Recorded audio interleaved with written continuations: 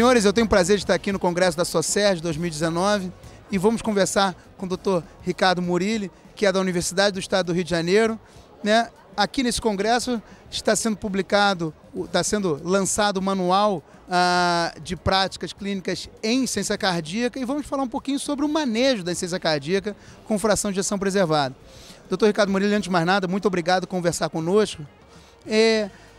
Para o clínico, para aquele paciente, cardiologista clínico que está na ponta, que está na assistência, quais seriam as bases para o tratamento da insuficiência cardíaca desses pacientes que estão no manual? Bem, obrigado, Bruno, pelo convite para falar para vocês.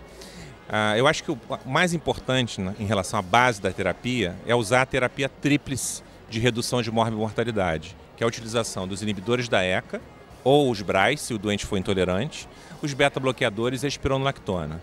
Se o médico for capaz de prescrever essas três drogas, essas três classes terapêuticas, a gente já vai estar salvando a grande maioria dos pacientes. E por que eu digo essas três? Quando a gente analisa os dados do registro BREF, né, o BRIF, de insuficiência cardíaca nacional, os médicos, infelizmente, tratam os pacientes com diuréticos, com pouca quantidade de beta, pouca quantidade de ECA e pouca quantidade de antagonista mineralocorticoide. Então, essa é a base. E foi isso que foi passado ontem nesse treinamento para os médicos cardiologistas e para os médicos da atenção primária. Se o paciente já está tomando tudo isso e ainda continua com sintoma, ou seja, ele tem classe 2, 3 ou 4 da New York Heart Association, eu poderia então subir um degrau, que é trocar o IECA ou BRA pelo sacubitril/valsartan. Se o doente mantém frequência cardíaca elevada, acima de 70 e tem ritmo sinusal, associar a ivabradina.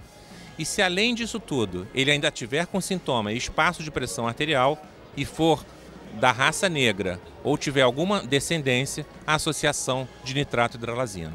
Então, eu acho que essa é a mensagem mais importante. A mensagem mais importante é a terapia tríplice, tratar com as três principais classes terapêuticas. Dr. Ricardo Murilli, em relação ao sacubitril/valsartan, que há pouco tempo no estudo Paradigm foi lançado e que hoje é uma realidade para muitos pacientes, como você vê o uso do sacubitril/valsartan? Quais as indicações quais os cenários que essa medicação deve ou pode ser usada? Como introduzir no cenário da cardiologia o sacubitril/valsartan?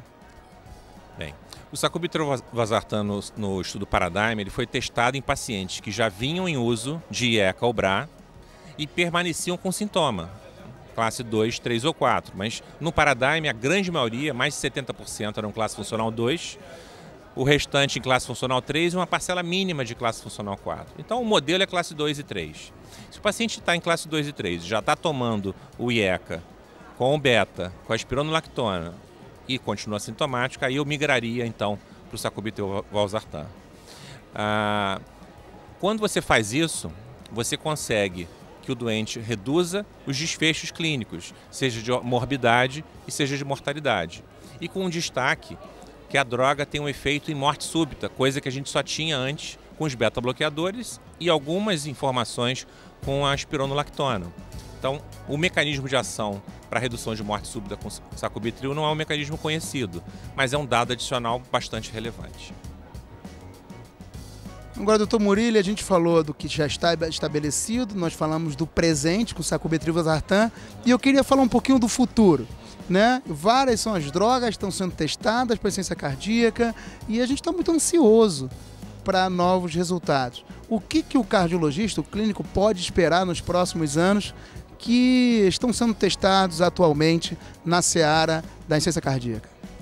Em relação a propostas terapêuticas futuras, eu diria que os inibidores da SGLT2 seriam a grande expectativa, sobretudo com a empaglifosina no estudo EMPEROR, tanto na fração reduzida quanto na preservada, e o estudo com a dapaglifosina, também nos dois modelos de insuficiência cardíaca. Fala-se que um dos mecanismos de ação seria o efeito da diurese, mas eu acho que se fosse apenas um diurético, ele teria resultados semelhantes aos estudos com o diurético, que não tem nenhum benefício em desfecho clínico. E quando a gente extrapola os resultados, por exemplo, do EMPA-REG e do próprio Declerc em redução de desfechos cardiovasculares, eu acho que o mecanismo de ação é alguma coisa que a gente ainda não conhece. Essa seria a primeira classe terapêutica de novidade que eu acho que tem alguma importância. A segunda classe terapêutica estaria em relação às drogas inotrópicas, no caso o mecantiv mecarbil. Tem um grande estudo sendo feito, o estudo Galáctica, que a gente tem uma grande expectativa de que tenha resultados positivos. Os estudos fase 2 mostraram desfechos ecocardiográficos com melhora significativa. Resta saber se isso vai ter impacto clínico e impacto duro em termos de desfecho, né? E uma terceira classe terapêutica que eu tenho uma grande expectativa são as drogas que expoliam potássio. A gente tem um percentual grande de pacientes com disfunção renal que não tem acesso, por exemplo, a IECA, a BRA, sacubitril, valsartan, espironolactona. E esses doentes não são tratados para insuficiência cardíaca. Existem duas drogas no mercado sendo introduzidas, já tem disponíveis fora do Brasil, que é o Patiromer e o ZS9. E a gente em breve vai ter o ZS9 no Brasil, não sei ainda o nome comercial. Essas drogas, elas fazem com que o potássio se mantenha baixo. E talvez com isso a gente consiga utilizar o arsenal terapêutico para a insuficiência cardíaca para esse contingente enorme de pacientes hoje que estão excluídos do tratamento ideal.